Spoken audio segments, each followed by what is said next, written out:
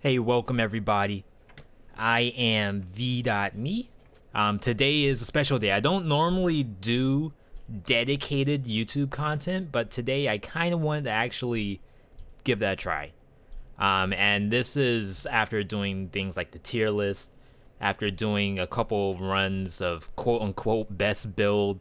I've been getting a few requests to do sort of a top build of every color. Today I'm gonna work on top 3 builds for Brutality.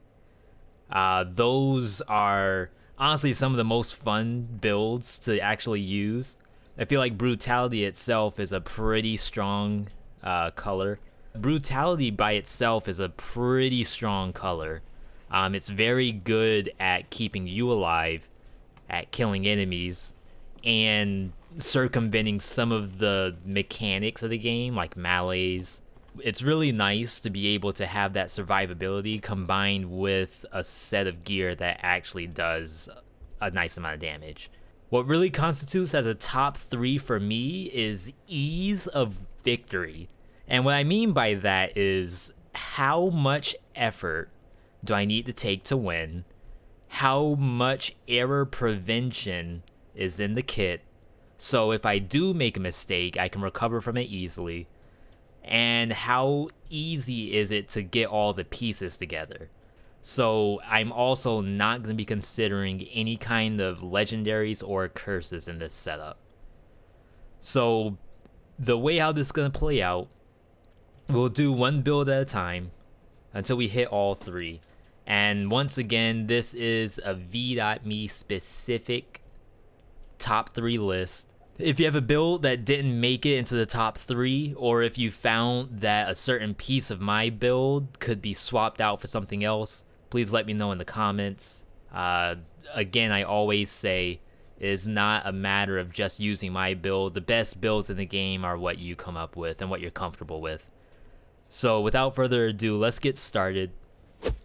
Alright, so I think probably one of the top things for me to bring up probably goes without saying. So double Valmont. There's a couple videos of that out.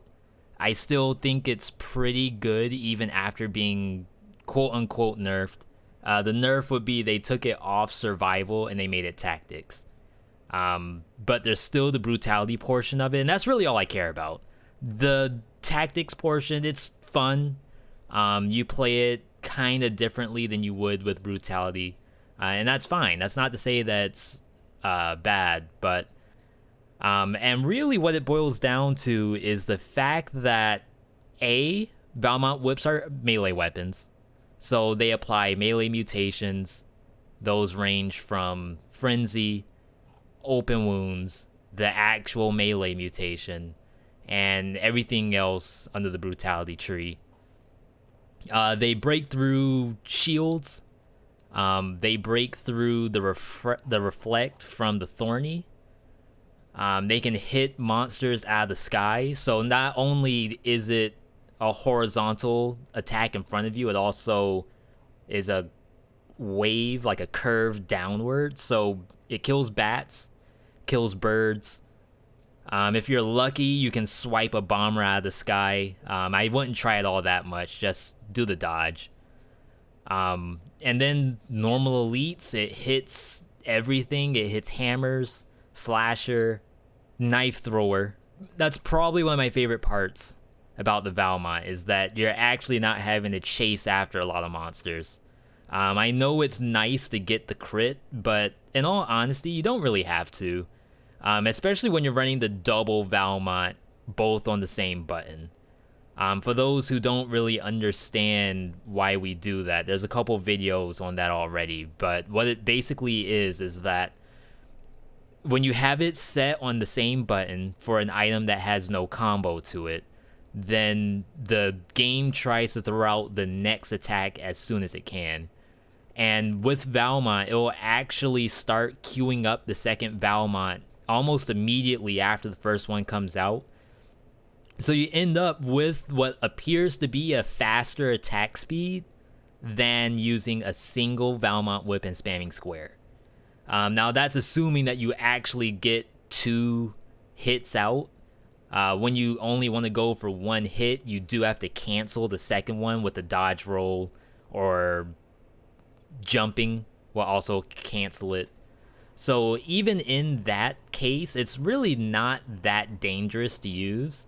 And when you pair it with what I feel to be like the mandatory mutation for this set, the melee mutation, it just cleans up the entire gameplay. For those who don't know, the melee mutation applies a slow on the target. If you really want to get the crit, you can roll backwards after getting the first hit with the slow, and then do nothing but crits afterwards. On bosses, you can slow things like the concierge. You can slow Conjunctivious Tentacles a little bit. Conjunctivious itself is a little more difficult to slow. Timekeeper, it's a little effective. Eventually she'll start resisting it pretty easily. But as far as boss gameplay goes, you don't really care about applying that melee mutation to them. It's really just for elites. Any standard monster, if they survive the 2 hits, then it must be a beast. If it does, then it's okay because it can't do anything. I'm not really a big fan of running open wounds on double Valmont because of the attack speed. Even though it is higher, chances are that bleed's gonna fall off, so it feels like you may as well just be running something else. But I'm typically using Instinct as my second option. You can also go with the standard melee, Frenzy, Dead Inside. Or you can go with melee, Frenzy, Vengeance. It's really up to you. The third mutation slot is almost a complete free slot. And that's probably the nice thing about this list too, is there's going to be a lot of free slots for you to deal with. But there's the one single mandatory, I would say, is the melee mutation. Now, rounding out the build are your skills. Remember, you don't have a secondary attack. You are locked into the double Valmont. So the nice thing about double Valmont is you can use pretty much any skills you want. There's nothing that really takes off from using double Valmont. I mean, you're using Instinct of the Master of Arms. That's what we call Instincto. You could take something like Lacerating Aura. That will probably screw your positioning just a little bit. So in that case, you might be better off with a Knife Dance. But honestly, whenever I take double Valmont, I'm really using a Flamethrower and maybe grenades. That way, you just have to throw them out. You don't have to worry about breaking your Valmont positioning. So I wouldn't call Flamethrower mandatory, but it's very nice to not have to move around much when you're using Valmont. And like I said, when you have Brutality, either giving you damage reduction from Vengeance, giving you healing off Frenzy or Adrenaline, and you have something like Melee, Dead Inside, the chance of death is so low that you just feel really strong going through, almost unstoppable. Way too safe. Just as a heads up, there are nerfs planned for version 1.5. It's a high probability that double Valmont might be hard nerfed to the point where you won't be able to run it unless you find a legendary Valmont. And if you do, then awesome. I would say go ahead and try to go with the Dubsky, but you won't be able to count on that. Luckily, if you're playing on console, if you're not patched on PC yet, if you're playing on mobile, then you won't have to worry about that nerf for months. Alright, next on the list, so we have Oil Sword. Now, that's the classic. When the first buffs were coming out, everyone considered Oil Sword to be by far one of the best builds in the red tree. It did get nerfed before it actually hit the live servers. I want to say that was version 1.2. And even after that, it's still really good because Brutality is really good. When you're running Oil Sword, all you have to do is hit a monster that's burning, and then after that, you get guaranteed crits for some X amount of time.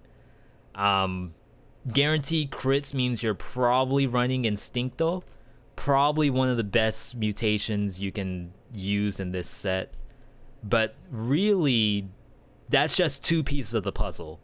And I know that I was saying earlier that the point of this setup is to also find builds that doesn't really take a lot of buy-in, not a lot of investment.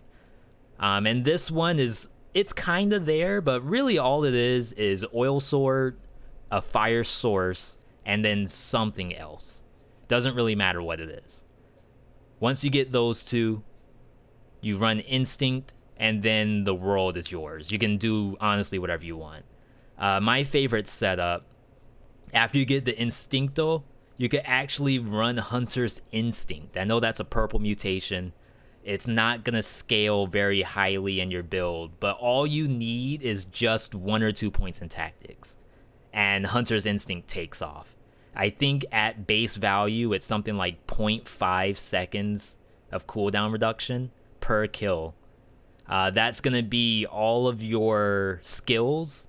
If you're running Molotov, Hokuto's bow, or anything of that sort, then you're going to be activating the Hunter's Instinct a lot more often than you think you are.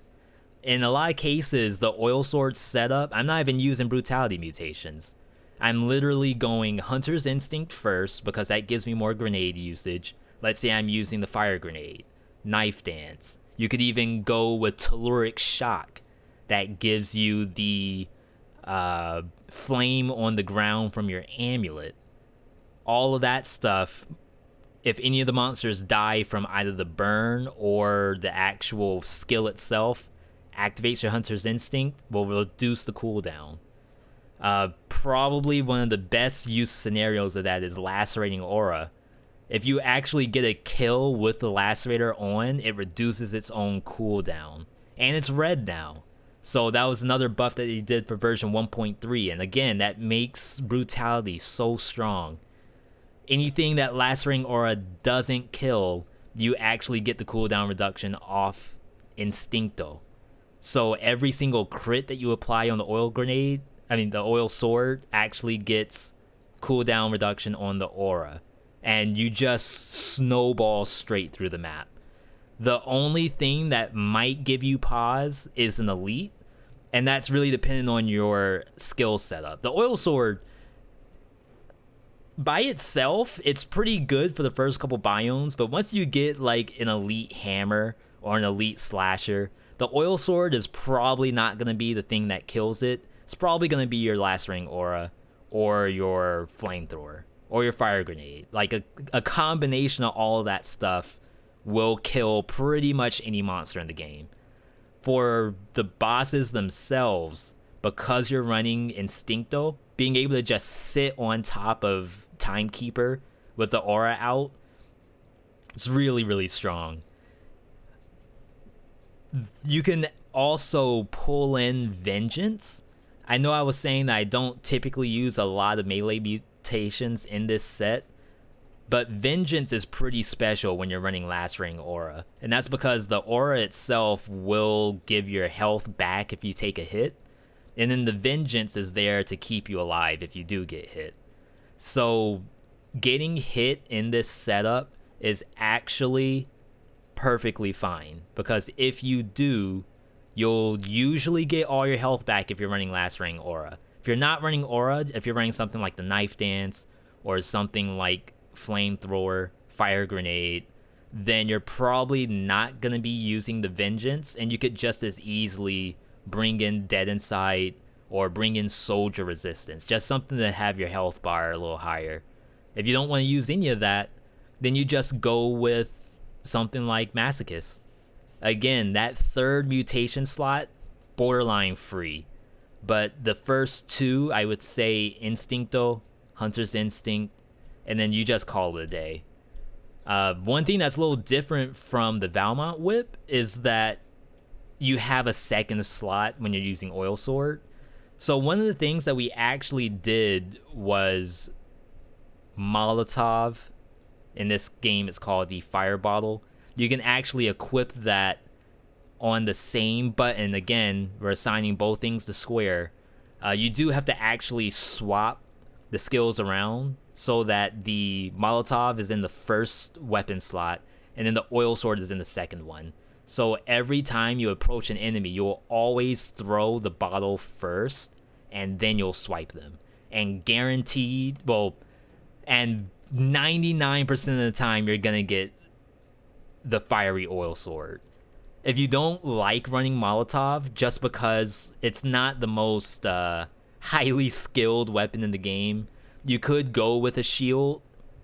If you don't, you can actually use any shield you want. There's no reason to go into like a real decision-making process on the shield. It either has brutality stat or it's a triangle button. Doesn't really matter. You could go Hokutos though. That's actually a nice in-between for Molotov and the shield. Hokuto's nice because when you're running Hunter's Instinct, you might not have to actually hit anything with square. You could just run through the map, pressing triangle, pressing L2 for the lacerating aura, and then you just walk. And then at some point when everything's on cooldown, maybe you press square. But really the oil sword goes into the boss fight because lacerating plus Hokuto isn't enough to kill a boss. Other than that, not too much else to say about the oil sword. Again, it's probably a very straightforward item. It just has a lot of build paths to choose from. I'm just a big fan of going Instinct Hunter's Instinct on this one. Instincto Hunter's Instinct. Alright, so the final build. Remember, this is just top 3 brutality builds. This is not an all-time top 3. There are going to be changes per patch, and which we'll try to adjust stuff as we go. But one of my absolute favorites, and I know there's going to be some brutality builds in the comments that people wanted to see as the number 3, but I kind of had to do this one instead. And that's because this one's honestly a personal favorite of mine. If you haven't actually given this a try in like the higher divisions, I would say please try it at least once. The boss clear potential is really nice. The biome clear is pretty nice. Elites aren't much of a problem. The only thing this suffers to is 60 doors sometimes. It really depends on if you don't get a lot of the pieces together. But the actual third build is Spite Sword. So I'm a huge fan of Spite Sword. It has a really nice combo where it does 2 swipes and then a kick that has a little knockback applied to it. The knockback is a form of CC, so it will interrupt attacks. It will cancel charges and stuff like that. You just can't contest a monster who's like mid-flight and try to knock them out of the sky. You will take the hit, so don't try to beat a monster out from its attack. Now, Spite Sword itself, as everyone knows, has a crit condition. The crit condition is you must get hit to activate the crit.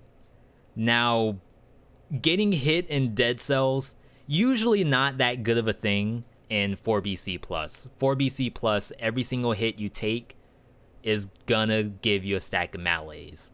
But as we have found out in later versions, I think we basically took this into the game at version 1.2, and that's holding triangle with a shield that will absorb damage. You can actually get shields that absorb additional damage, so you can have upwards to 90% damage reduction on block, which activates the Spite Sword and then activates every single other item you're using. I wouldn't recommend doing that in biomes for the most part. Luckily, Spite Sword is strong enough to kill everything in a biome, and you're running pretty good brutality skills to go along with it. If you do happen to get hit, say for example, you get hit by a spinning laser from a slasher, it happens all the time. All of a sudden, your Spite Sword is live. You can actually just pop the monster. So, mandatory things to go along with Spite Sword. I would say you have to use Vengeance, and that's kind of a no-brainer. If you get hit, you get bonus damage and you get damage reduction. When you're running the full block setup, you're just activating Vengeance every time you hold triangle, which is actually pretty good. I will also lump Lacerating Aura in that set. Now, if you never find Lacerating Aura, not that big a deal. There's tons of other things that you choose from. But remember, that Lacerator will get you your health back. So a lot of times what I'll do, take Hand of the King for example. Hand of the King's first attack is the up swipe. We'll walk up to him, hold triangle, get hit L2, roll behind him. You could pretty much hit L2 during his slash, but I like to kind of leave it afterward. But the maximum amount of healing you'll take is if you activate Lacerating before you get hit. That way you take the damage, you heal it all back, you activate Vengeance, you activate your crit, and then you just go face against Hand of the King. Now, because you are running Spite Sword, you'll probably want to get Instincto in there. Again, any build that crits probably does really well with Instinct of the Master of Arms, especially when you combine it with really strong stuff like Lacerating Aura. And unlike the Valmont's Whip, Spite Sword has no range requirement. You don't have to actually try to fit yourself in a specific spot to land those crits. Honestly, you can just stand there. Stand there, block, and then just start attacking the monster. Chances are it's gonna die. And if you have Lacerating Aura up, you're probably not gonna die. So we actually learned some new tech courtesy of people in the Twitch chat, where you can go a completely different mutation set. Instead of doing something like Instinct Vengeance, you can actually use Vengeance, Masochist, Frenzy. That's really good, especially if you never find Lacerating Aura. For those who don't know, Frenzy gives you health when you get a speed bonus. There's actually a lot of skills in the game that outright give you speed bonus, and that counts. It doesn't have to be a kill combo. So if you get a kill from Phaser, for example, that has that bonus, you'll actually be able to activate Frenzy for free. Now, in a boss scenario, Masochist gives you a speed bonus when you get hit by a hazard. So that's spikes from Conjunctivius, and this is like worst case scenario. This is not the kind of setup where you want to go for no hits. You could, that's a free legendary item, but when we talk about absolute safety, like there's nothing the enemy can do when you're just gonna stand there and get hit on purpose, then having no hits is a non-factor, because in this case you already have the best setup you want. The only thing you could possibly get here is a legendary shield or a legendary Spite Sword. Besides that, you're set. So there's no real reason to go for these no hits. So when you're running something like the Masochist Frenzy, if you're fighting Conjunctivius, if you're fighting Timekeeper, even if you're fighting Giant, for those who don't know, Giant's crystals that fall from the sky, those are hazards. They'll actually be reduced by Masochist. And then, of course, Hand of the King has 2 spike pits. Easily, if you fall into the spike pit, you get the move speed bonus. And that activates your Frenzy to give you that lifesteal back. I would say you don't have to do that if you're running Lacerating Aura, but that's an option. You may not want to, well, you may get massively unlucky and never see the aura. In that case, you could just run something like Flamethrower Knife Dance, or Phaser Knife Dance, or even Phaser plus Swarm Grenade, or even Swarm Grenade with, I don't know what, double Swarm Grenade if you really want. But there's very slim chances of death in this setup, because you're running Vengeance, Masochist, Frenzy, and anything that you do, you'll probably be able to heal it back. A no-brainer. There's really no IQ necessary to use this build. As long as you're running red, as long as you're running Vengeance, then you're probably gonna kill whatever it is. It's actually wicked funny. Who knew that actually taking hits could be the right approach? As long as you're okay with not getting a no-hit.